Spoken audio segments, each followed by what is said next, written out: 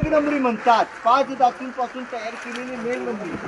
आपल्या भारताचे 7वे राष्ट्रपती डॉक्टर ज्ञानी जोशी यांनी 1985 मध्ये मेघडंबरी बसवली. पण इथंच 400 वर्षापूर्वी इथे रत्नजडित सोन्याचं सिंहासन होतं 32 मणाचं.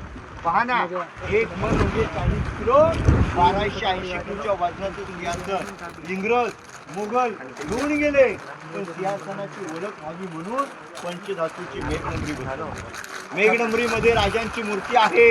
ही मूर्ती आता बसवले 6 जून 2009 मध्ये.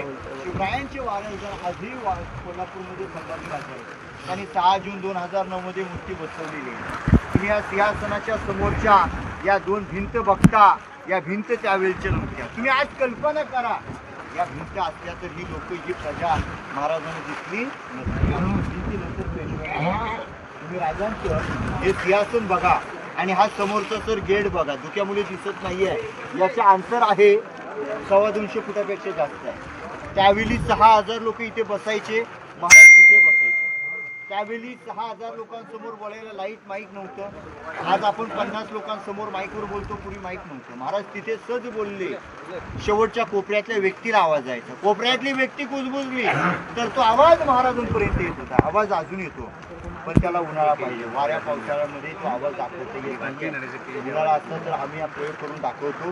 तिथे कागद फाडला ना, फाडलेल्या कागदाचा वाजवलेल्या किचकीचा हळू बोललेला आवाज इथपर्यंत येतो. पावसाळ्यात काय हा वारा